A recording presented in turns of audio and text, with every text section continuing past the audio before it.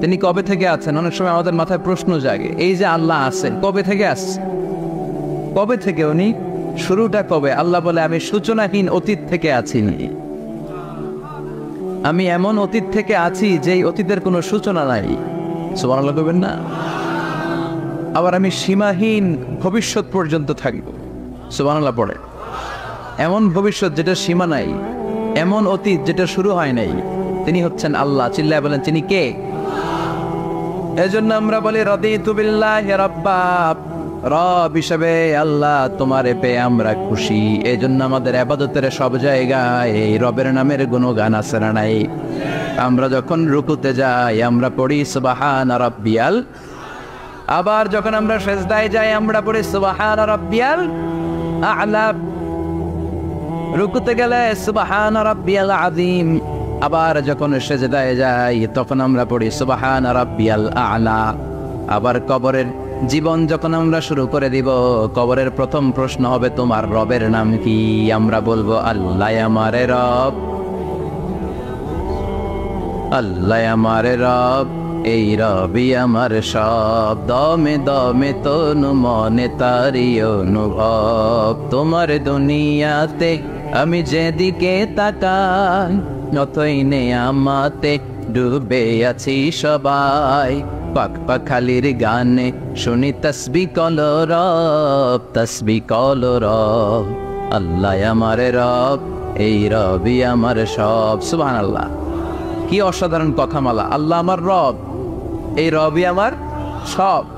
আল্লাহ যদি আমার সাথে থাকে পৃথিবীর কোনো শক্তি আমার থামাতে পারবে না। চিল্লায় বলেন ঠিক কিনা? আর এই রবকে যদি তুমি হারাও, রব যদি আমার বিপক্ষে চলে যায়, পৃথিবীর কোনো শক্তি আমার কোনো উপকার করতে পারবে? এজন্য বিশ্বনবী বলতেন ইযা সাআলতা ফাসআলিল্লাহ ওয়া ইযা ইসতাআনতা ফাসতাইন বিল্লাহ। যখন সাহায্য চাইতে মনে চাইবে, সাহায্য চাইবা কার কাছে? আমাদের কোনো গুরুত্বপূর্ণ ঘটনা ঘটলে,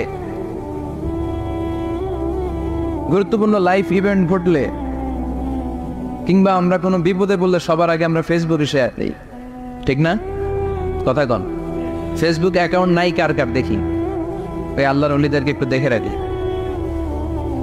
মাশাআল্লাহ, অনেকের নাই, অনেকের ফেসবুক অ্যাকাউন্ট নাই। তো এটার ভালো কাজে লাগানো উচিত। যেটাই আমরা করি এটা যেন ইসলামের পক্ষে যায়, ঠিক কিনা? মিন হুসনি ইসলামিল মারই তানকুহু মা লা ইয়ানিহি। ব্যক্তির ইসলামের সৌন্দর্য হচ্ছে যে অনর্থক কাজ ব্যক্তি করবে না। যে কাজে সওয়াব আছে, যে কাজে কল্যাণ আছে, ব্যক্তি শুধু ওই কাজটা করবে। চিৎকার করে বলেন ঠিক কিনা? অনর্থক কাজ করা ঠিক না, অনর্থক কথা বলা ঠিক না, অনর্থক সম্পদ নষ্ট করা ঠিক না, অনর্থক টাইম পাস করা ঠিক না। কারণ মুমিন জানে মা ইয়ালফিযু মিন কাউলিন ইল্লা লাদাইহি রাকিবুন আতীদ। মুমিনের জিহ্বা দিয়ে যা বের হয় তার প্রতিটি শব্দ পাই পাই করে হিসাব নেবে কে? আমাদের জীবনে অনর্থক কথা আছে না নাই? চায়ের দোকানে বসলে নিমসারে আছে নাকি এগুলা? অপ্রয়োজনীয় আলাপ, নিজেরও কাজে লাগে না, ফ্যামিলিরও কাজে লাগে না, ইসলামেরও কাজে লাগে না, খালি খোসাখুঁজে ঠেলাঠেলি বাড়ায়। এরকম ডাকাত আছে না নাই?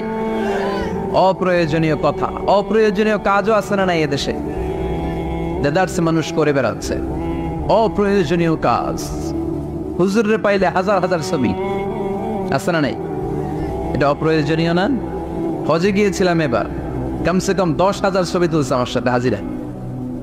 অপ্রয়োজনীয়, প্রয়োজন নাই। এসেছে ইবাদত করতে, হুজুর একটা সেলফি। ইয়াং ছেলেপেলারা সেলফি তোলে বেশি। আর বুঝলাম না আঙ্গুল দুটার এরকম করে রাখ। আমি বললাম এটা কি? হুজুর ইটস গ্যাংনাম স্টাইল। এটা কি? Gangnam style. এরকম বাঁকা করে থাকবে আর এরকম দুটা ছবি তো। এগুলো অনর্থক। মুমিন ওই কাজ করবে যে কাজটা constructive, fruitful for him, for his family and for the society, যেটা তার নিজের কাজে আসবে, যেটা তার ফ্যামিলির কাজে আসবে, যেটা সমাজের কাজে আসবে। এই কাজগুলো করার দরকার আছে না নাই? আমার দেশের যুবক ছেলেগুলো অপ্রয়োজনীয়, কোনো কারণ নাই এই সমস্ত কাজে ঝগড়া বিবাদে আলাপে লিপ্ত থাকার কারণে তাদের যে ইনোভেটিভ পাওয়ার আল্লাহ তাআলা দিয়েছেন এটাকে তারা কাজে লাগাতে পারে না। আমাদের দেশের যুবকদের কিন্তু অনেক ম্যারিড, তারা যখন পৃথিবীর বিভিন্ন দেশের ইউনিভার্সিটিগুলোতে পড়ে তারা র্যাঙ্কিং 1 নম্বরে আসে একেবারে। আমি যে ইউনিভার্সিটিতে পড়ি, ইন্টারন্যাশনাল ইসলামিক ইউনিভার্সিটি মালয়েশিয়া, ওখানে বাংলাদেশিদের ফলাফল রেজাল্ট সবচেয়ে ভালো। হার্ভার্ডে যান, ক্যামব্রিজে যান, অক্সফোর্ডে যান, যেখানেই যাবেন বাংলাদেশিদের ফলাফল অনেক ভালো। তো তারা সেখানে অপ্রয়োজনীয় কাজে তাদের সময়কে নষ্ট করে না। এজন্য যুবক ভাইয়েরা, তোমাদের আছে প্রাণ ঢালা উচ্ছ্বাস, অনেক শক্তি তোমাদের গায়ে। এখন তোমাদের রক্ত গরম, তোমাদের এই গরম রক্ত ইসলামের কল্যাণে কাজে লাগাইতে হবে। শুধু সেলফি তুইলা সময় নষ্ট করা যাবে না, চিল্লায় বলো ঠিক কিনা।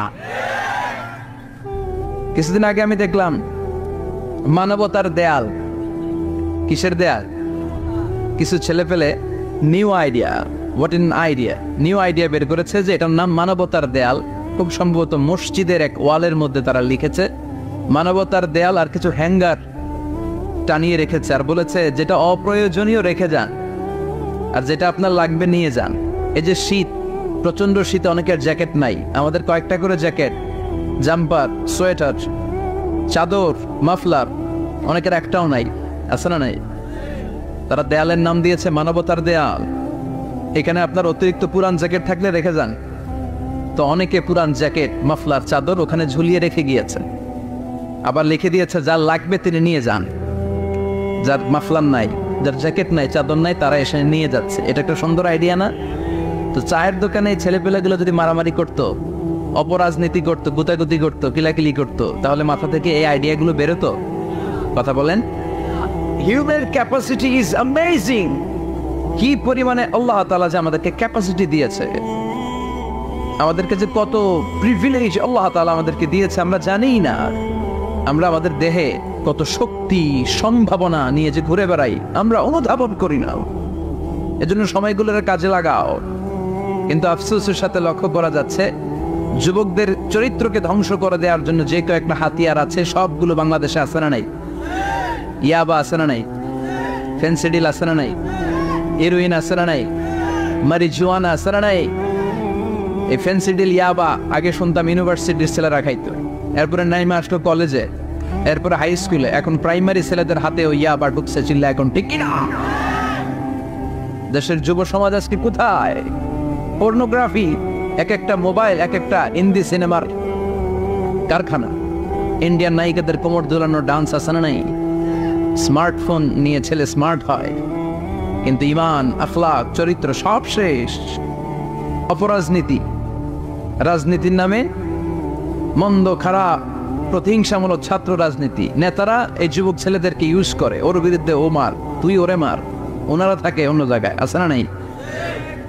এভাবে আমাদের দেশের ছেলেদের চরিত্র, তাদের সম্ভাবনাকে আমরা নষ্ট করে দিচ্ছি। যুবক ভাইয়েরা, in the day of judgement, কিয়ামতের কঠিন ময়দানে আল্লাহ তাআলা 7 শ্রেণীর ব্যক্তিকে তার আরশের নিচে ছায়া দিবেন। এর মধ্যে এক শ্রেণী হচ্ছে তোমরা যারা যুবক, শাবুন নাশাআ ফি ইবাদাতিল্লাহ। ওই যুবক যারা তাদের যৌবনে, তাদের সময়টা, তাদের দিন, তাদের রাত তারা আল্লাহর ইবাদতে কাটিয়েছে। সুবহানাল্লাহ পড়েন। 7 শ্রেণীর মধ্যে 2টা শ্রেণী হলো যুবক। একটা হলো যৌবন সময়ে যারা আল্লাহর ইবাদতে রাত কাটায়, সময় কাটায়। আর দ্বিতীয় ওই যুবক যে যুবককে কোনো নারী অন্যায় কাজের, অন্যায় প্রেম করার পরকীয়ার অফার দেয়, ওই অফারকে ক্যান্সেল করে ওই যুবক বলে ইন্নী আখাফুল্লাহ, আমি এই পরকীয়ার দিকে যেতে পারি না, কারণ আমার অন্তরে ভয় আছে একজনের, তিনি কে? যাদের হৃদয়ে আছে আল্লাহর ভয় তারা কবু পথ ভুলে যায় না। আল্লাহর প্রেম ছাড়া এই দুনিয়া কারো কাছে কোনো কিছু চায় না, ঠিক কি না? রাতের আধারে যারা সেজদাতে রয়, দু চোখের স্রোতে নদী যেন বয়। আল্লাহু আকবার। তো তাহাজ্জুদ পড়বে কখন? ফজরে তো পড়তে পারে না, আছে না নাই? রাতের আধারে যারা সেজদাতে রয়, দু চোখের স্রোতে নদী যেন বয়। ছলনার হাতছানি যতই ডাকুক, পেছনে ফিরেও সে তাকায় না।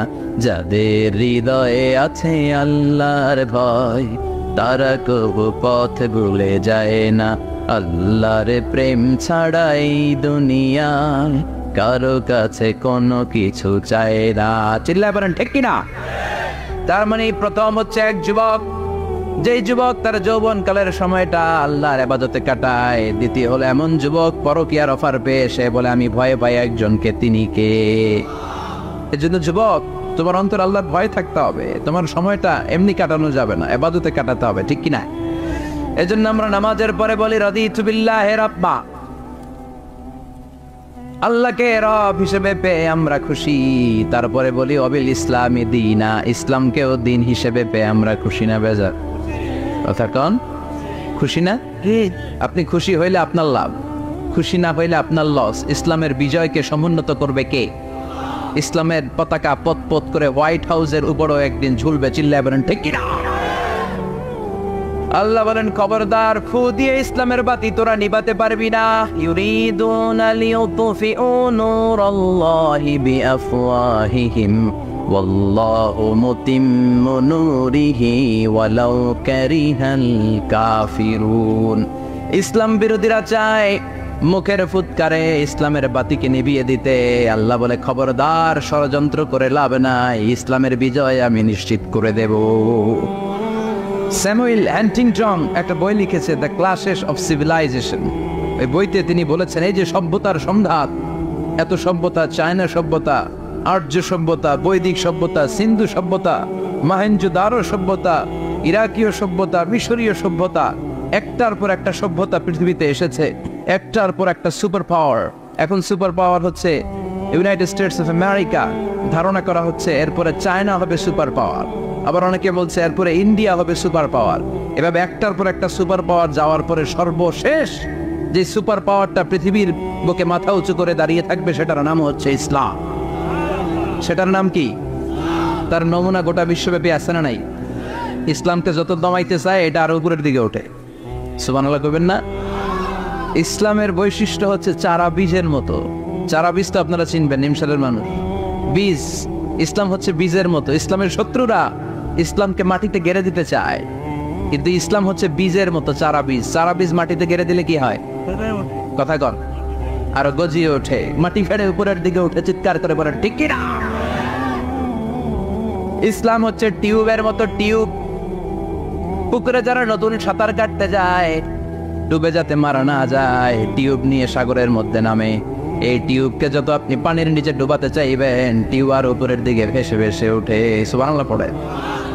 ইসলামরে তো ওরা চিনে নাই। ইসলাম হচ্ছে চারা বীজের মতো, ইসলাম হচ্ছে টায়ারের টিউবের মতো। এটার যতই নিচের দিকে নামাইতে যায়, এটার বৈশিষ্ট্য হচ্ছে এটার ধাক্কা মারলে এটার উপরের দিকে ওঠে। সুবহানাল্লাহ কইবেন না? গোটা বিশ্বব্যাপী আজকে ইসলামের গণজোয়ার, হাজার হাজার লোক কালিমা পড়ে মুসলমান হচ্ছে। গত কিছুদিন আগে আফ্রিকাতে এক লোক এক গ্রামের কয়েক হাজার মানুষকে এক ময়দানে দাঁড় করিয়ে একসাথে শাহাদাতের বাণী পাঠ করিয়ে মুসলমান বানায় ফেলছে। এই আফ্রিকার বুকে এতদিন আমেরিকার কাজ ছিল, এটারে বলে Tansir, Christian missionary. Lakh lakh dollar দিয়ে আফ্রিকার দেশগুলোর মধ্যে গরিব গরিব মুসলমানগুলোরে তারা নাসারা বানাতো। এই বিষয়টা যখন মুসলিম স্কলারদের নজরে এলো, এখন গোটা বিশ্বের সব মুসলিম স্কলাররা আফ্রিকায় যে ইসলামের দাওয়াতকে প্রচার করে দিচ্ছে। গ্রামকে গ্রাম খ্রিস্টান সম্প্রদায় লা ইলাহা ইল্লাল্লাহ মুহাম্মাদুর। ঝিনুকের ভেতর লুকিয়ে থাকে যেমন মতি, ঝিনুকের ভেতর লুকিয়ে থাকে যেমন মতি, কলমা শাহাদাতে আছে আল্লাহর জ্যোতি, কলমা শাহাদাতে আছে আল্লাহর জ্যোতি। পড়েন সবাই। ঝিনুকের ভেতর লুকিয়ে থাকে যেমন মতি, ঝিনুকের ভেতর লুকিয়ে থাকে যেমন মতি, কলমা শাহাদাতে আছে আল্লাহর জ্যোতি, কলমা শাহাদাতে আছে আল্লাহর জ্যোতি। ঠিক কি না? এই জ্যোতি যদি একবার কারো হৃদয়ের মধ্যে স্থান করে নেয়, এই নুরানি আলোর ছোটা যদি কারো হৃদয়ের মধ্যে জায়গা দখল করে নেয়, পৃথিবীর কোনো মতাদর্শ তার অন্তরের মধ্যে আর থাকতে পারে? গ্রামকে গ্রাম আফ্রিকাতে এখন কালিমা পড়ে পড়ে মানুষ মুসলমান হয়ে যাচ্ছে। সুবহানাল্লাহ পড়ে। একদিন আমেরিকার হোয়াইট হাউসের উপরেও কালিমার লা ইলাহা ইল্লাল্লাহর পতাকা পতপত করে উড়বে, চিল্লায় বলেন ঠিক কিনা? এজন্য আমরা বলি ওয়াবিল ইসলামি দীনা, ইসলামকে ধর্ম হিসেবে পেয়ে আমরা খুশি না বেজার? After the Twin Tower attack, the number of Muslims in America already have been doubled. Now it's tripled. Twin Tower attack-এর আগে আমেরিকা যত মুসলমান ছিল, এটা গত কয়েক বছর ধরে ছিল ডবল, এখন এটা ট্রিপল হয়ে গেছে। মানে টুইন টাওয়ার অ্যাটাকের আগে আমেরিকায় মুসলমানের সংখ্যা যা ছিল, এখন এটা 3 গুণ বাড়ছে। ইউরোপ, আমেরিকাতে মসজিদের সংখ্যা বাড়ছে, দাওয়াতি কাজের সংখ্যা বাড়ছে, এমনকি হার্ভার্ড ইউনিভার্সিটিতে, অক্সফোর্ডে, ক্যামব্রিজের ভেতরে, MIT, Massachusetts institute of technology, সায়েন্সে যারা পড়ে এদের স্বপ্ন এমআইটির ভিতরে ইসলাম ঢুকে গেছে। এজন্য ইসলামের আলোকে কেউ নিভিয়ে দিতে পারবে? ইসলামের গতিকে কেউ থামিয়ে দিতে পারবে? এটা অসম্ভব। এজন্য ইসলামের বিজয় সুনিশ্চিত। আমরা যারা লেগে থাকতে পারবো, আমাদের কপালকে উজালা করে দিবে কে? আর বিরোধিতা যারা করব তাদের সব শেষ, দুনিয়াও শেষ, আখিরাতও আমও শেষ, সালাও। এজন্য আমরা বলি রাদিতু বিল্লাহি রাব্বা, আল্লাহ তোমার রব হিসেবে পেয়ে আমরা বড্ড খুশি। ওয়াবিল ইসলামি দীনা, ইসলামকে ধর্ম হিসেবে পেয়ে আমরা খুশি। ওয়াবি মুহাম্মাদিন রাসূলা, বিশ্ব নবীকে রাসূল হিসেবে পেয়েও আমরা খুশি না বেজার? এমন রাসূল, গোটা বিশ্বের শ্রেষ্ঠতম রাসূল, শ্রেষ্ঠতম ব্যক্তিত্ব, যার কাছ থেকে পজিটিভ কোনো জিনিস ছাড়া নেগেটিভ কোনো জিনিস প্রকাশিত হয় নাই, সব ইতিবাচক। Always come back positive, not go back negative. সব সময় পজিটিভ বলতেন, পজিটিভ ভাবতেন, পজিটিভ কাজ করতেন। কোন নেগেটিভ, নেতিবাচক কোনো কিছু বিশ্বনবীর জীবনে খুঁজে পাওয়া যায় না? চিল্লায় বলেন খুঁজে পাওয়া যায়? As a father, as a husband, as a commander, as a lawyer, as a reformer of the society, Muhammad is the superman of the world. গোটা বিশ্ব এখন তাকে সুপারম্যান ভাবতেছে, বস অফ দ্য অল বসেস। পৃথিবীতে যত বস এসেছে, সব বসের সবচেয়ে বড় বস হচ্ছে বিশ্বনবী মুহাম্মদ সাল্লাল্লাহু। এজন্য আমরা বলি ওয়াবি মুহাম্মাদিন রাসূলা, আল্লাহকে রব হিসেবে পেয়ে আমরা যেমন খুশি, ইসলামকে ধর্ম হিসেবে পেয়ে তেমন খুশি, বিশ্বনবীকেও রাসূল হিসেবে পেয়ে খুশি না বেজার? কথা কন। এই বিশ্বনবীর ভালোবাসা যদি অন্তরে না থাকে, জান্নাতে ঢোকা যাবে নাকি? আল্লাহর ভালোবাসা, বিশ্বনবীর ভালোবাসা অন্তরে থাকার দরকার আছে না নাই? আল্লাহকে যে পাইতে চায়, হযরতকে ভালোবেসে, আরশ কুরসি লৌহ কালাম না চাইতে পেয়েছে সে। হযরতকে ভালোবেসে, আরশ কুরসি লৌহ কালাম না চাইতে পেয়েছে সে। চিল্লায় বলেন ঠিক কি না? নবীর ভালোবাসা অন্তরে থাকতে হবে। তাহলে 3টা জিনিসের ঘোষণা আমরা দেই নামাজের পর। আল্লাহকে রব হিসেবে পেয়ে আমরা খুশি, ইসলামকে ধর্ম হিসেবে পেয়ে খুশি, বিশ্বনবীকে রাসূল হিসেবে পেয়ে খুশি, আবার এই কিতাবটারে সংবিধান হিসেবে পেয়ে আমরা খুশি না বেজার? এটার আলোকে আমাদের সমাজ প্রতিষ্ঠিত হোক, মদিনার সমাজ হোক, সোনালী সমাজ হোক, আলোকিত সমাজ হোক। আমরা চাই কি চাই না? এই কোরআনের আইন দিয়ে আমার দেশ চলুক, আমরা চাই কি চাই না? এই কোরআনে ধর্ষকদের বিচার আছে না নাই? অবিবাহিত ধর্ষক হলে 100 ব্যাট, আর যদি বিবাহিত ধর্ষক হয় ডেথ পেনাল্টি। সৌদিতে করে হেড অফ, মাথাটাকে নুইয়ে তলোয়ার দিয়ে এক কোপ মেরে গর্দানটা আলাদা করে দেয়, ঠিক কিনা? অনেক দেশে ডেথ পেনাল্টি করে হ্যাঙ্গিং এর মাধ্যমে, ফাঁসির মাধ্যমে। দর্শনের বিচার বাংলাদেশে সহজে পাওয়া যায় না, কিন্তু কোরআন দিয়ে বিচার করলে ওই বিচার আছে না নাই? নোয়াখালীর এক বোনকে দর্শন করা হয়েছে, গোটা বাংলার জামিনে এই নিউজটা আছে না নাই? কোরআনের বিচার থাকলে আলটিমেটার মতো 24 ঘন্টা, 24 আওয়ার্স, 24 আওয়ার্সের মধ্যে ধর্ষককে ডেকে এনে বাইতুল মোকাররমের স্কয়ারের সামনে লক্ষ মানুষের চোখের সামনে ফাঁসির রশিতে ঝুলিয়ে দেয়া হতো। বড় বড় চোরগুলোর হাত কেটে দেয়া হতো। কলা চোর, ডিম চোর, মুরগি চোর না, বড় বড় সাইজের চুরি যারা করে 1000 কোটি টাকা মেরে দেয়, দেশের 12টা বাজিয়ে দেয়, দেশের 10-এর সর্বনাশ করে, সিমেন্ট খাইয়া, টিন খাইয়া, রড খাইয়া সব হজম করে। ব্রিজ ভেঙে গেলে ব্রিজের ভেতরে পাওয়া যায় বাঁশ, তার মানে রড গেছে কই? হ্যাঁ, পেটে। এগুলোর এক একটার পেটে 10টা করে পাকস তুলে দিছে আল্লাহ। 10টা স্টোমাক না থাকলে রড হজম হয়? কথা কয় না। এগুলোর বিচার হওয়ার দরকার আছে না নাই? কোরআনের রাজ যদি কায়েম হয়, এই সবগুলো বড় বড় চোরের বিচার হবে, লাইভ ব্রডকাস্টিং হবে টিভিতে, আমরা সবাই দেখবো কেমন করে তাদের হাত কাটা হয়। ওই সমাজ আমাদের দেশে চালু হোক, আমরা চাই কি চাই না? তাহলে সোজা সাপটা হিসাব, এই 4টা জিনিসের বিরুদ্ধে কেউ অবস্থান নিলে তাদের বিরুদ্ধে আমাদের অবস্থান জোরে কোন ঠিক কিনা?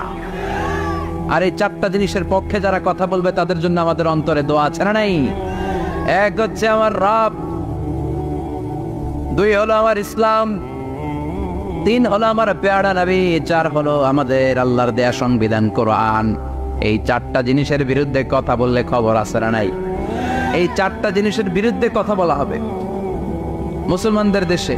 এই 4টা জিনিসকে কটূক্তি করা হবে, অপমান করা হবে, আর এর বিরুদ্ধে প্রতিবাদ আসবে না। মুমিন চুপ করে বসে থাকবে, সেটা মুমিন নয়, সেটা মুনাফিক। চিল্লায় বলেন ঠিক কিনা? এজন্য এই 4টা জিনিসের বিরুদ্ধে কথা বললে প্রতিবাদের ঝড় তোলার দরকার আছে না নাই? রাজি আছো মুসলমান? এই 4টা জিনিসের জন্য ভালোবাসা আমাদের অন্তরে তুমি স্থান করে দাও। এগুলোকে পুঁজি করে যেন আমরা জান্নাতের অধিকারী হতে পারি, তুমি তৌফিক দাও। আর জোরে পড়েন আমিন। আজকে আমরা যে বইটা থেকে কথা শুনবো, বইটার নাম কি বলেন? আরো জোরে বলেন কি নাম? আজকে আমরা জানার নিয়তে, শিখার নিয়তে, আমাদের আখিরাতটাকে সুন্দর করার নিয়তে কোরআন থেকে কিছু কথা শুনবো ইনশাআল্লাহ। পড়েন, আরো জোরে পড়েন ইনশাআল্লাহ। আমাদের সবকিছু হয়ে যাচ্ছে শো অফ, মাহফিল হয়ে যাচ্ছে শো অফ, আলোচনাগুলো হয়ে যাচ্ছে শো অফ, লোক দেখানো ভাব। অন্তরে ইখলাস নাই, আল্লাহর প্রতি দরদ নাই, স্রষ্টার প্রতি অগাধ বিশ্বাস আর ভালোবাসা নাই। আমাদের ডে টু ডে লাইফের চিত্র যদি আমরা খেয়াল করি তাহলে দেখবো our spirituality is going down, our লিল্লাহিয়াত ইখলাস ইজ গোয়িং ডাউন। আমাদের ইখলাস যাচ্ছে নিচের দিকে, মানে কমছে, ডিক্রিজিং ডে আফটার ডে।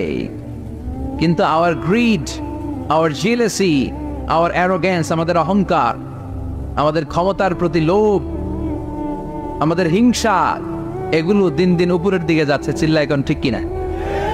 এই তাফসির মাহফিলগুলোর মূল উদ্দেশ্য হচ্ছে আমাদেরকে রাইট ট্র্যাকে নিয়ে আসা। We should come back to the right track. Train যদি লাইনচ্যুত হয়, অ্যাক্সিডেন্টের সম্ভাবনা আছে না নাই? লাইনচ্যুত হয়ে গেলে রেল কর্তৃপক্ষ এটাকে এসে আবার লাইনে তুলে দেয়, ঠিক কিনা? আমরা শয়তানের ওয়াসওয়াসাতে প্রায় লাইনচ্যুত হয়ে যায়। এই তাফসির মাহফিলগুলোর উদ্দেশ্য হচ্ছে আমাদেরকে আবার লাইনে তুলে দেয়া।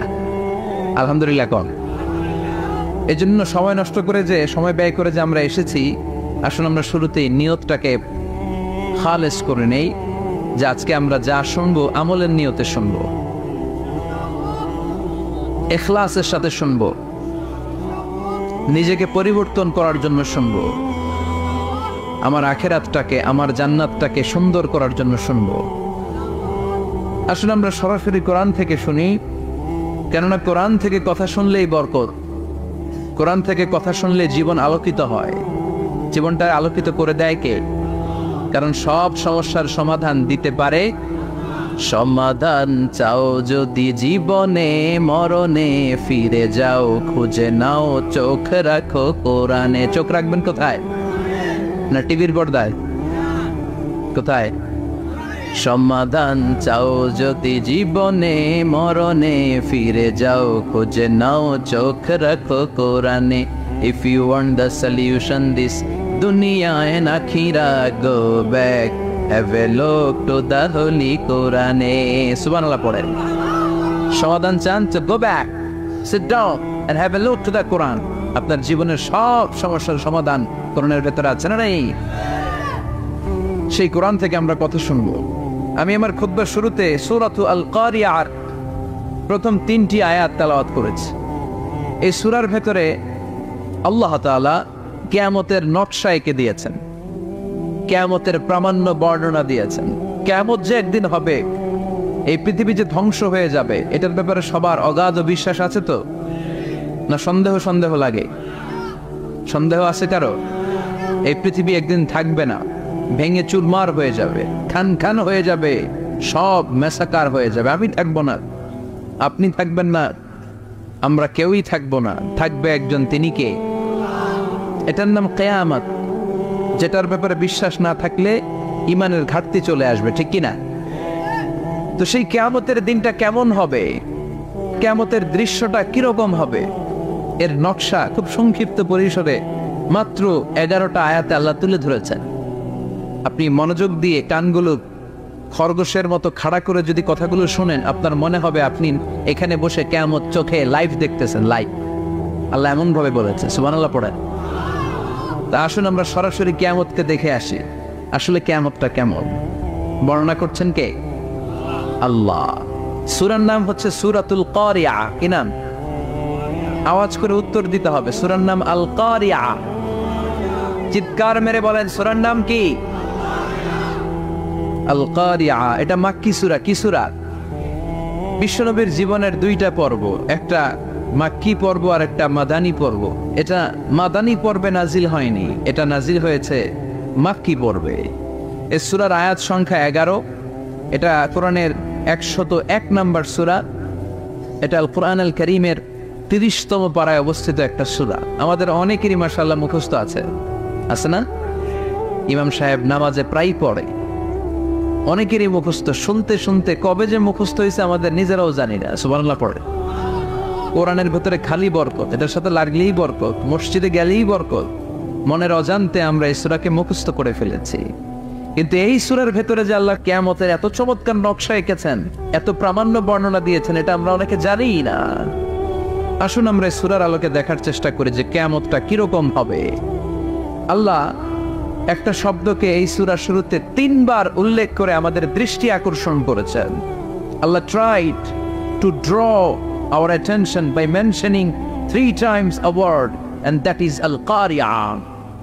al-Qari'ah শব্দটাকে তিনি 3 বার উল্লেখ করে আমাদের দৃষ্টি আকর্ষণ করেছেন। একটা শব্দ 3 বার বললে মানুষের দৃষ্টি আকর্ষিত হয় না? যেহেতু এটা আরব দেশে নাজিল হয়েছে, আবার মক্কায়, মক্কার লোকেরা আরবি বুঝে, তাদেরকে প্রথম বলা হলো আল কারিয়া। তারা ফিরে তাকালো, কি আল কারিয়া? আবার বলা হলো মাল কারিয়া। কি মাল কারিয়া? আবার বলা হলো ওমা আদরাকা মাল কারিয়া। আবার তারা ফিরে তাকালো। দৃষ্টি আকর্ষণের জন্য আল্লাহ তাআলা 3 বার এই শব্দটা বলেছেন।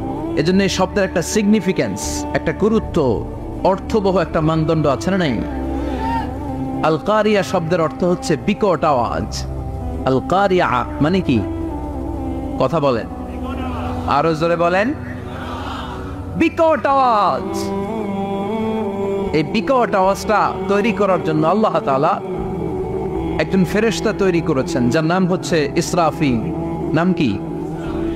আমাদের মধ্যে অনেকের নাম কিন্তু আমরা ইসরাফিল রাখি, তাই না? ইসরাফিল আছে না নাই? আজরাইল কিন্তু রাখে না, কে? ডরে। কেন রাখে না? ভয় পায়। কিন্তু ইসরাফিল আছে, আমার পরিচিত অনেকে আছে ইসরাফিল। তো এই ফেরেশতার পা হচ্ছে জমিনের নিচে, মাথা হচ্ছে আকাশের উপরে। এই ফেরেশতার কাজ হচ্ছে ওই বিকট শব্দ তৈরি করা। উনি একটা সাইরেনের মধ্যে ফু দিবেন, হুইসেল দিবেন, ট্রাম্পেট। ওই ট্রাম্পেটে, ওই সাইরেনে, ওই হুইসেলে ফু দিলেই শুরু হয়ে যাবে আল কারিয়া। মাল ওমা আদরাকা মাল। এই ফেরেশতার দায়িত্বই হচ্ছে ওই বাঁশির মধ্যে ফু দেয়া। হুইসেল, সাইরেন, ট্রাম্পেট, আরবিতে এটাকে বলা হয় আসসুর। ইযা নুফিখা ফিস-সূরি নাফখা ওয়াহিদা। যখন তিনি ওই সিংহে একটা ফু দিবেন, সব লন্ডভন্ড হয়ে যাবে, কিচ্ছু খুঁজে পাওয়া যাবে না। আল্লাহ ওনাকে তৈরি করেছেন শুধু এই হুইসেলের মধ্যে, বাঁশির মধ্যে 3টা ফু দেওয়ার জন্য। কয়টা? উনি সৃষ্টির শুরু থেকেই এই বাঁশিটাকে 2 ঠোঁটের মাঝখানে রেখে আল্লাহর আরশের দিকে তাকিয়ে আছে, and just waiting for the green signal. আল্লাহর পক্ষ থেকে সবুজ সংকেতের অপেক্ষায়। যখনই আল্লাহর অর্ডার করবে তখনই শুরু হয়ে যাবে আল কারিয়া। মাল ওমা আদরাকা মাল। সৃষ্টির শুরু থেকেই ইসরাফিল ফেরেশতা বিশাল সিংহাটাকে দুই ঠোঁটের মাঝখানে করে আরশের দিকে তাকিয়ে আছে, কখন আল্লাহ অর্ডার দিবে। অর্ডার দিতে দেরি, ফুৎকার দিতে দেরি নাই, ঠিক কিনা? বিকট আওয়াজ, গগন বিদারী শব্দ, প্রচন্ড একটা সাউন্ড, জাইগান্টিক সাউন্ড, যে আওয়াজ, যে শব্দ কেউ শুনে নাই। এজন্য আল্লাহ বললেন আল কারিআতু মাল কারিআতু ওয়া মা আদরাকা মাল কারিয়া। সে আওয়াজটা ভয়ঙ্কর আওয়াজ। এটা বজ্রপাতের মতো না, এটা ট্রাকের টায়ার পাংচার হলে যে আওয়াজ হয় ওই আওয়াজের মতো না, গ্যাসের সিলিন্ডার ব্রাস্ট হয়ে গেলে যে আওয়াজ হয় ওই আওয়াজের মতো না, প্রাইমারি স্কুলে দপ্তরে যখন ছুটির ঘন্টা বাজায় ওই আওয়াজের মতো না। ওই আওয়াজটা এমন আওয়াজ, ওই আওয়াজ পৃথিবীর কেউ শোনে নাই। সেটার নাম হচ্ছে আল কারিআ মাল আমা আদরাকা মাল। বিকট আওয়াজ, বিকট ভয়ঙ্কর ট্রাম্পিট। এই সাইরেনে ফু দেয়া হবে, প্রথম ফু দেওয়ার সাথে সাথেই লন্ডভন্ড হয়ে যাবে। এই ইসরাফিলকে তৈরি করা হয়েছে শুধুমাত্র কেবলমাত্র 3টা ফু দেওয়ার জন্য। চিল্লায় বলতে হবে কয়টা? এই ফেরেশতার আর কোনো কাজ নাই। তার আর কোনো কাজ আছে? ঠিক যে মুহূর্তে, এখন আমার ঘড়িতে বাজে 9:50, রাত 9:50, ঠিক এই মুহূর্তে যখন আমরা তাফসীর শুনছি, ঠিক এই মুহূর্তেও ইসরাফিল ফেরেশতা সিংহাটাকে 2 ঠোঁটের মধ্যে লাগিয়ে আল্লাহর আরশের দিকে তাকিয়ে আছে। ওই যে সৃষ্টি শুরু থেকে তাকিয়ে আছে, আজ অবধি তাকিয়ে আছে। যখনই গ্রিন সিগন্যাল আসবে মুহূর্তেই শুরু হয়ে যাবে আল কারিআ মাল ওয়া মা আদরাকা মাল। আল্লাহ বললেন সে আওয়াজটা হবে বড্ড ভয়ঙ্কর। প্রথম ফুৎকার যখন দেয়া হবে, এটার বলে নাফখাতুল ফাজা। দুনিয়ার সব মানুষগুলো অবাক হয়ে যাবে, পুরো পৃথিবীটা কেঁপে উঠবে, পৃথিবীর বিল্ডিং গুলো দুমড়ে মুচড়ে পড়বে, পৃথিবীর বড় বড় যত পাহাড়গুলো আছে তুলার মতো বাতাসে পাহাড়গুলো তুলিত হতে থাকবে। আল্লাহু আকবার। আল্লাহ বললেন ইয়াউমা ইয়াকুনুন নাসু কাল ফারাশিল মাবথুস ওয়া তাকুনুল জিবালু কাল আহনিল মানফুশ। সেদিন মানুষগুলো বিক্ষিপ্ত পতঙ্গের মতো নিক্ষিপ্ত হবে যখন আল কারিআ, এই বিকট আওয়াজটা হবে। শুনতেছেন? মনোযোগ আছে? কথা বুঝতে সমস্যা হচ্ছে না তো? 3টা ফুৎকার। কয়টা? প্রথম ফুৎকার দেওয়ার সাথে সাথে মানুষগুলো বিক্ষিপ্ত পতঙ্গের মতো নিক্ষিপ্ত হবে। এই যে আরামসে বসে আছি, তখন আর বসে থাকা যাবে না। কে ধাক্কা খেয়ে কই চলে যাব টেরই পাওয়া যাবে না। আমরা যে বসে আছি এর কারণ হচ্ছে গ্র্যাভিটেশনাল একটা ল আছে, পাওয়ার। এটাতে বাংলায় বলে মাধ্যাকর্ষণ শক্তি। কি শক্তি? কথা বলেন। কে আবিষ্কার করছে এটা? হ্যাঁ, কে? বিজ্ঞানী নিউটন, আইজাক নিউটন আবিষ্কার করেছে। আপেলকে সে নিচে পড়তে দেখে গবেষণা করে পেয়েছে গ্র্যাভিটেশনাল পাওয়ার। ওইটা থাকার কারণে পৃথিবীর সেন্টার সবকিছুকে নিচের দিকে টানে, নিজের দিকে টানে, ফলে আমরা বসে আছি।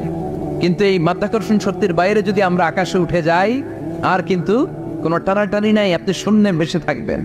নভোচারীরা মহাশূন্যে যে ভেসে থাকে, কিয়ামতের এই ধাক্কার ভাইব্রেশন যখন শুরু হয়ে যাবে, পুরো পৃথিবীটা মুহূর্তের মধ্যে কেঁপে উঠবে।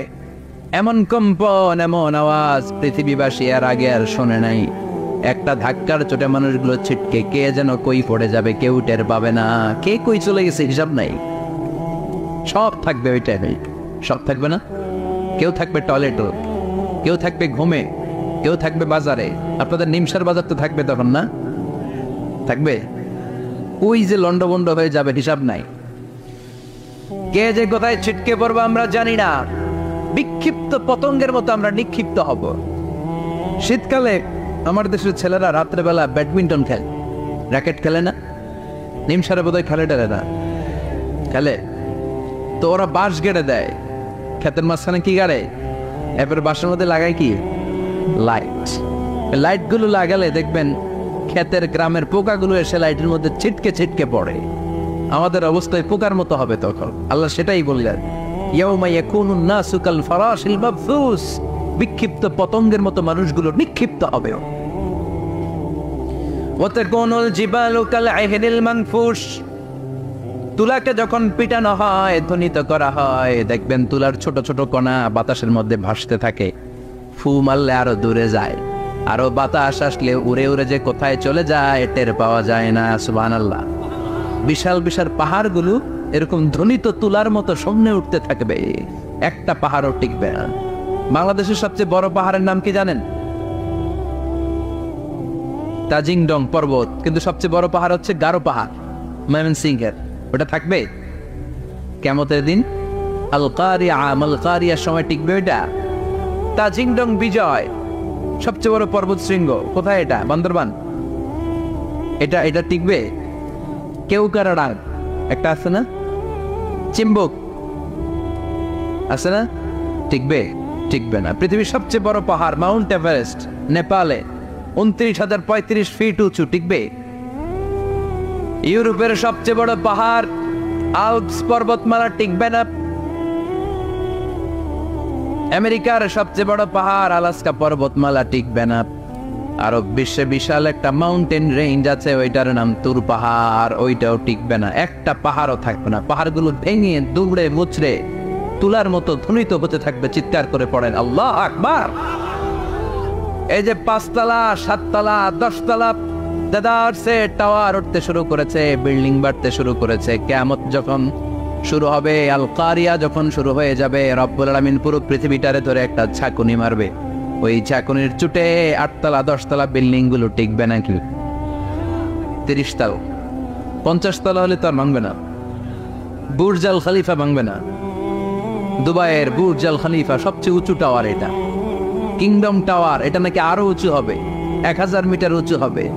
তাইপেডান 101, মালয়েশিয়ার Petronas twin tower, Shanghai tower, Kaaba ঘরের পাশে বুর্জ আল খলিফা, যেটাতে সবাই বলে জমজম টাওয়ার, টিকবে? কথা বলেন, টিকবে? আল্লাহ বললেন ইযা জুলজিলাতিল আরদু জিলজালাহা ওয়া আখরাজাতিল আরদু আসকালাহা ইযা রুজ্জাতিল আরদু রাজ্জান ওয়া বুসসাতিল জিবালু বাসসা। সেদিন পৃথিবীটারে কাঁপিয়ে দেয়া হবে, পুরো পৃথিবী নড়ে চড়ে উঠবে, টাওয়ারগুলো ভেঙে খান খান, পাহাড়গুলো ভেঙে দুমড়ে মুচড়ে যাবে, মানুষগুলো বিক্ষিপ্ত পতঙ্গের মতো নিক্ষিপ্ত হবে। সাগরের পানির মাঝখানে দাউ দাউ দাউ দাউ দাউ দাউ করে আগুন জ্বলতে শুরু করে দিবে। আল্লাহু আকবার। নকশা এঁকে দিছেন আল্লাহ, নকশা এঁকে দিছে না? সুবহানাল্লাহ পড়েন। আবার আল্লাহ বললেন ফাইযা বারিকাল বাসারু ওয়া খাসাফাল কামারু ওয়া জুমিআশ শামসু ওয়াল কামার ইয়াকুলুল ইনসানু আইনাল মাফার। সেদিন মানুষের চোখ হবে ছানা বড়া, চন্দ্র সূর্যে কোনো আলো থাকবে না, মানুষগুলো দিক বিদিক পাগলের মতো দৌড়াবে, সবার মুখে এক কথা, পালাবো কই? পালানোর জায়গা আছে নাকি? শুধু বাংলাদেশের এই সাইডটাতেই কিয়ামত হবে, সৌদিতে আর হবে না? হ্যাঁ, আমেরিকায় কেমন হবে? ওদের তো ডোনাল্ড ট্রাম্প থাকে।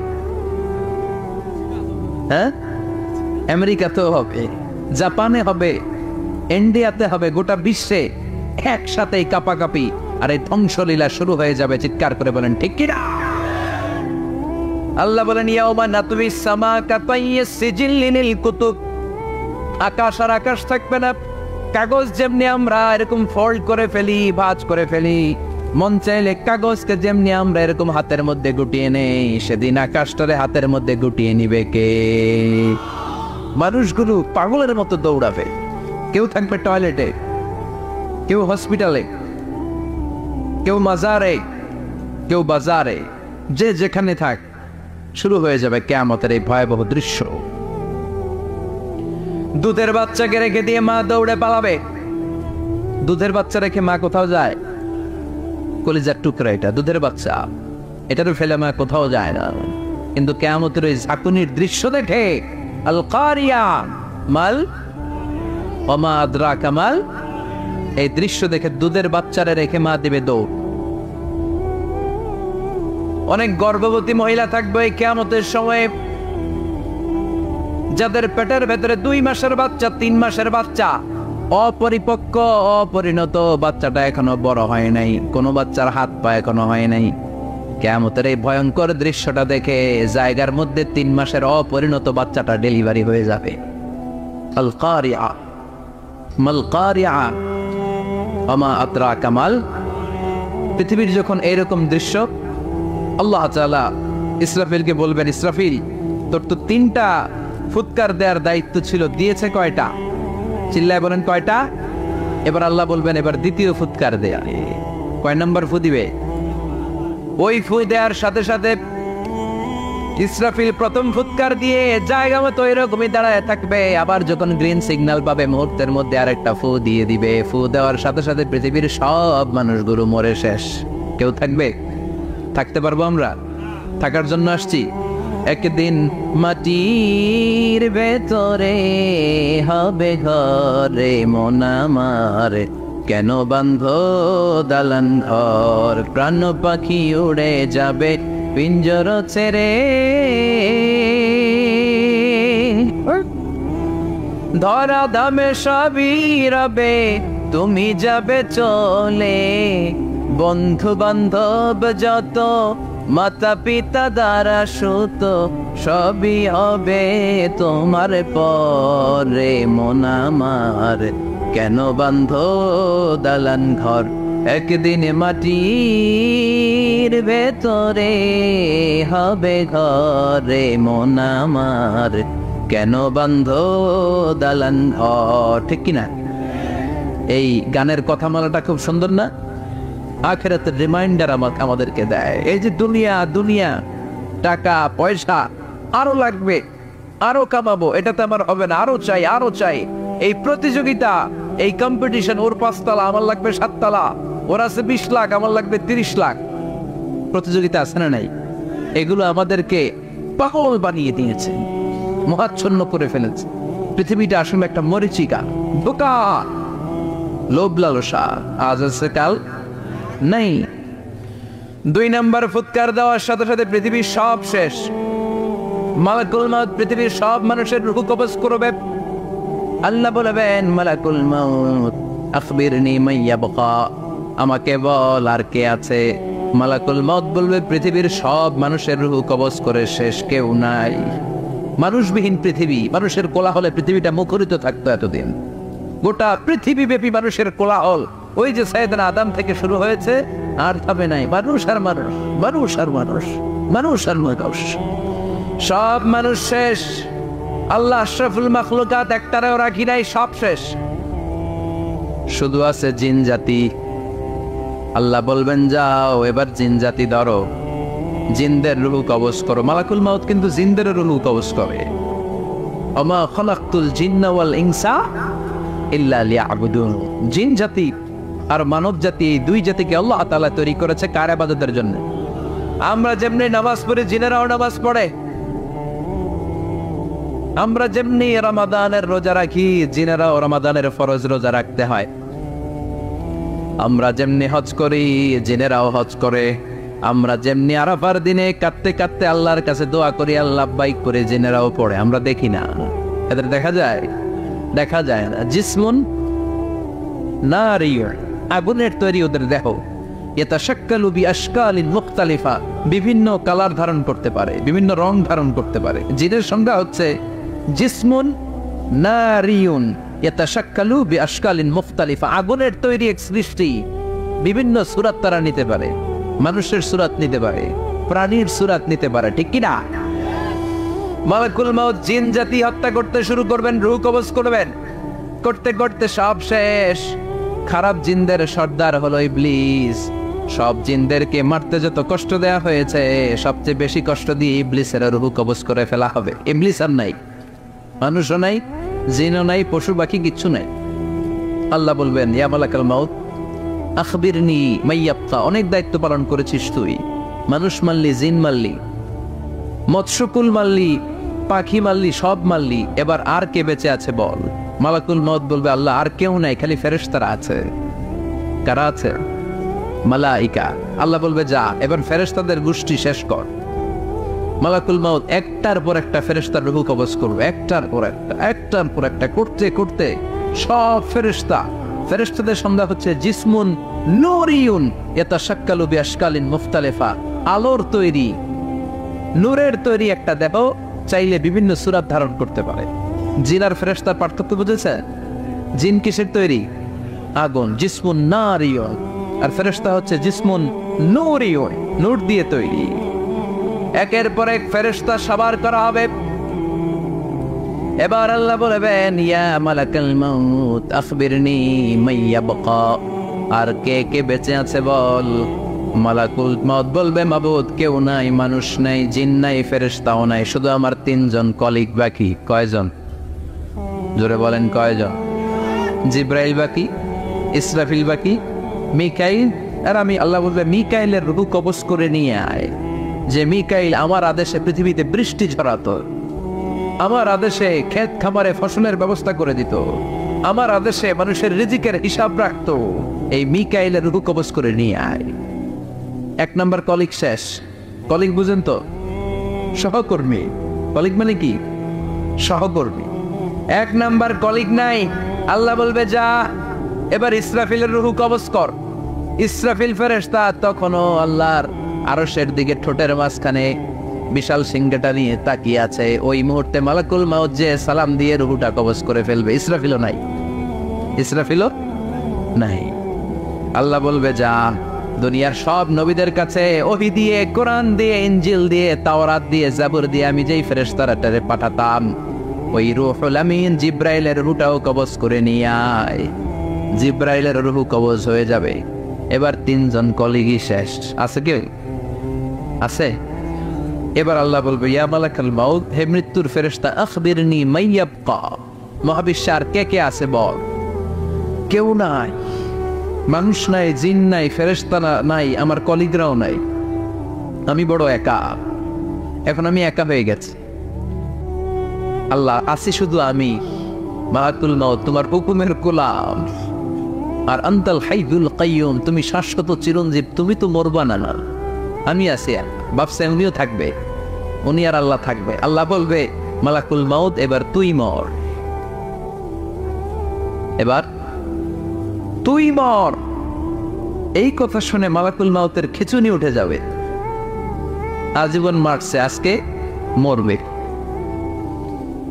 খিঁচুনি উঠে যাবে, জ্বর এসে যাবে, কাঁপুনি ছুটে যাবে, কাঁপতে থাকবে। আল্লাহ বলবেন, কাঁপাকাঁপি করে লাভ নাই, মর।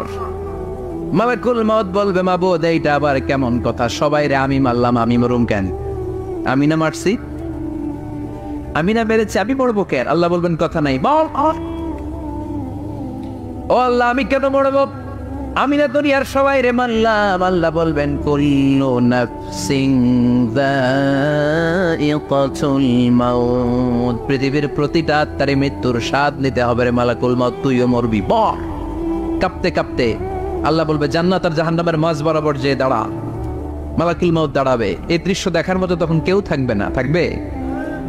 কেউ নাই। মালাকুল মাউত কাঁপতে কাঁপতে, আল্লাহ বলবেন, কেঁপে লাভ নাই, কেঁদে লাভ নাই, মরতে তোকে হবেই। Everyone has to take the test of death, সবাইকে মৃত্যুর স্বাদ আস্বাদন করতে হবে। মর, মরে যা, মুত ইয়া মালাকাল মাউত। আল্লাহ বলবেন, ও মৃত্যুর ফেরেশতা মর, মুত ইয়া মালাকাল মাউত। বলার সাথে সাথে যে ফেরেশতার হাতে আমাদের সবার রূহ চলে গিয়েছিল, ওই ফেরেশতা চিৎকার মেরে জান্নাত এবং জাহান্নামের মাঝখানে বেহুশ হয়ে পড়ে যাবে। শেষ। মালাকুল মাউতের ইচ্ছা খতম, উনিও নাই। এবার ডানে বায়ে, সামনে পেছনে, উপরে নিচে কেউ আছে? একজন ছাড়া, তিনি কে? কুল্লু মান আলাইহা ফানি ওয়া ইয়াবকা ওয়াজহু রাব্বিকা যুল জালালি ওয়াল ইকরাম ফাবিআইয়ি আলাই রাব্বিকুমা তুকাযযিবান। এই জমিনে যারা আছে সব শেষ হয়ে যাবে, একজন ছাড়া, তিনি কে? আল্লাহ তখন হুঙ্কার দিয়ে একা একাই বলবেন, একা একাই বলবেন, ইয়া আরদু আইনা আশজারুকি, ও পৃথিবী তোর বড় বড় গাছগুলো কোথায়? আপনাদের নিমসারে বট গাছ আছে? কোথায় আছে বট গাছ? অনেক জায়গায় থাকে না বট গাছ বিশাল, ওইটাকে কেন্দ্র করে শিরকের আখড়া জমে ওঠে, ওখানে মোমবাতি লাগায়, লাল সালু দেয়, নাচানাচি করে, এরকম বট গাছের আখড়া আছে নাই? আল্লাহ বলবে, ইয়া আরদু, হে পৃথিবী, আইনা আশজারুকি, তোর বড় বড় গাছগুলো আজকে কোথায়? ইয়া আরদু আইনা আনহারুকি, হে পৃথিবী তোর বড় বড় নদীগুলো কই? পদ্মা নদী কই? মেঘনা নদী কই? ব্রহ্মপুত্র কই? গঙ্গা নদী কই? মিসিসিপি, মিসৌরি কই? নীল নদ কোথায়? আমাজন কোথায়? ৬,৬৯৫ কিলোমিটার লম্বা। উগান্ডার ভিক্টোরিয়ার কাম্পালা থেকে এর অববাহিকা শুরু। পৃথিবীর সবচেয়ে বড় যে নদীটা নীল নদ, মিশরে এই নদটা ছিল। আমি দেখেছি, ঘুরেছি এর উপর দিয়ে অনেক। 5 বছরে নীল নদের পানি আমি খেয়েছি। মিশরের নীল নদ ছাড়া কোনো মিঠা পানির উৎস নাই। এজন্য প্রাচীন ঐতিহাসিক, ওনার নাম হেরোডোটাস, উনি বলেছিলেন Egypt is the gift of Nile. মিশর হচ্ছে নীল নদের দান। নীল নদ না থাকলে মিশরে কেউ থাকতো না। আল্লাহ আকবার পড়েন। 2টা নদী সিদরাতুল মুনতাহা থেকে জান্নাতের কানেকশন নিয়ে পৃথিবীতে এসেছে। একটা হচ্ছে ইরাকের দজলা ফোরাত নদী, আর একটা হচ্ছে মিশরের নীল নদী। সুবহানাল্লাহ পড়বেন না? 5 বছর আমি এই নীল নদের পানি খেয়েছি যখন মিশরে ছিলাম। সরাসরি না, মিশরীয় সরকার পাইপলাইন দিয়ে এই পানিকে রিফাইনিং করে জনগণের জন্য পৌঁছে দেয়। এই নীল নদের নিচ দিয়ে মিশরের মেট্রো লাইন আছে, মানে ট্রেন। এটাকে বলে পাতাল ট্রেন। কি বলে? পাতাল ট্রেন। আপনাদের প্রধানমন্ত্রীও নাকি একটা করবে, শুনুন, উনি ঘোষণা দিয়েছে। তো এটার নিচ দিয়ে, নীল নদের নিচ দিয়ে আমরা ট্রেন দিয়ে এই মাথা থেকে ওই মাথায় যেতাম, আবার ব্রিজ দিয়ে এপাশ থেকে ওপাশে যেতাম। 10টা দেশ ঘুরে এই নীল নদ, একটা সাগর আছে মেডিটেরেনিয়ান সি, মানে ভূমধ্য সাগর, ওইটার সাথে মিলিত হয়েছে। আল্লাহ সেদিন বলবেন আইনা নাইল, নীল নদ আজকে কোথায়? আইনাল আনহার, নদীগুলো কোথায়? আইনাল কুসুর, প্রাসাদগুলো কই? রাজপ্রাসাদ, টাওয়ার কোথায়? আইনাল জাবাবেরা, অত্যাচারী শাসকগুলো আজকে কোথায়? যারা ক্ষমতার চেয়ার পেলে আর নামতে চায় না, এই ডাকাতগুলো আজকে কোথায়? আল্লাহ বলবে আইনাল জাবাবেরা, ফেরাউন কোথায়? নমরুদ কোথায়? আবু জাহেলের গোষ্ঠী কোথায়? ফেরাউনের চাচাতো ভাইরা কোথায়? নমরুদের চাচাতো ভাইরা কোথায়? কোথায়? যারা ক্ষমতার দাপট দেখিয়েছে, কোনো আওয়াজ আছে? কথা বলেন। আল্লাহ বলবেন লিমানিল মুলকুল ইয়াউমা লিল্লাহিল ওয়াহিদিল কাহ্হার। লিমানিল মুলকুল ইয়াউম, আজকে ক্ষমতা কার? একটা চিৎকার দিয়ে উত্তর দেন, সেদিন ক্ষমতা কার? Who belongs the kingdom today? আল্লাহ বলবেন আজকে ক্ষমতা কার? ক্ষমতা শুধু একজনের। চিল্লায় বলেন, তিনি কে? আল কারিআ মাল ওয়া মা আদরাকা মাল। ইসরাফিলের সিংহায় ফু দেওয়ার ডিউটি হচ্ছে 3 বার দিতে হবে। কয়বার দিছে? কয়বার মনে আছে? খেয়ে ফেলাইছেন মনে হয়। দিতে হবে মোট কয়টা? দিয়েছে কয়টা? বাকি আছে? ওটা দেয়া লাগবে না? আল্লাহ ইসরাফিলকে রুহু দিয়ে আবার দাঁড় করায় দিবেন। সুবহানাল্লাহ পড়েন। সবার আগে ইসরাফিলকে রুহু দিয়ে দাঁড় করিয়ে দিলে উনি ওনার ডিউটি পালনের জন্য আবার সিংহার মাঝখানে ঠোঁট লাগিয়ে তাকিয়ে থাকবে আরশের দিকে। আল্লাহ বলবে ইসরাফিল এবার 3 নাম্বার ফু দিয়া ডিউটি শেষ কর। সুবহানাল্লাহ। বাড়িতে গিয়া আল্লাহ বলবেন 3 নাম্বার ফুৎকার দে। বলার সাথে সাথে ইসরাফিল সিংহাটা 2 ঠোঁটের মাঝখানে দিয়ে বিশাল আর একটা ফুৎকার দিবে। ওই ফুৎকার দেওয়ার সাথে সাথে মিনহা খালাকনাকুম ওয়া ফিহা নুঈদুকুম ওয়া মিনহা নুখরিজুকুম তারাতান উখরা। ওই ফু দেওয়ার সাথে সাথে পৃথিবীর যেখানে যত মানুষ ছিল সব উঠবে। যাদেরকে স্বাভাবিকভাবে কবর দিয়ে কবরস্থানে রাখা হয়েছিল কবর থেকে উঠবে। যারা বিমান দুর্ঘটনায় মারা গিয়েছে ওই ছাইগুলো থেকে উঠবে। যারা সাগরের মধ্যে মারা গিয়েছে সেখান থেকে উঠবে। যাদেরকে তিমি মাছ খেয়ে ফেলেছিল ওখান থেকে উঠবে। যে যেখানে ছিল ওইখান থেকে উঠবে। সুবহানাল্লাহ। লক্ষ লক্ষ মানুষ উঠে বলবে আমাদের ঘুম ভাঙাইল কে? কি বলবে? ঘুম ভাঙাইয়া গেল রে। ওরা বলবে আমাদের ঘুম ভাঙালো কে? قالوا من بعثنا من مرقدنا هذا ما وعد الرحمن وصدق المرسلون। সব দাঁড়াবে, দাঁড়িয়ে বলবে ঘুম ভাঙালো কে? সবচেয়ে লম্বা ঘুম দিয়েছিল সৈয়দনা আদম আলাইহিস সালামের ছেলে হাবিল, যাকে হত্যা করেছে। জানেন না আপনারা? হাবিল হচ্ছে পৃথিবীর প্রথম নিহত মানব। প্রথম নিহত মানব। তার কবরের জিন্দেগিটা অনেক লম্বা। ওই কত হাজার শত হাজার লক্ষ বছর আগে যে উনি কবরে শুয়ে আছেন, আজও শুয়েই আছেন। কিয়ামতের ওই 3 নাম্বার ফুৎকার দেওয়ার সাথে সাথে উনি উঠবে, উঠে বলবে মান বা'আতানা মিন মারকাদিনা হাদা, কে ভাঙালো আমার ঘুম? কে ভাঙাইছে? মরার কুকিলে কে ভাঙাইছে? আল্লাহ ঘুম ভাঙিয়েছে। ফেরেশতারা বলবে হাদা মা ওয়াদার রহমান, আজকে হলো ওই দিন যে দিনের প্রতিশ্রুতি রহমান দিয়েছিল, আল্লাহ দিয়েছিল এই দিনের প্রতিশ্রুতি, আর নবীরা এই দিনের কথা বর্ণনা করেছে। আজকে হবে আসল দিন, ফাইনাল খেলার দিন। কোন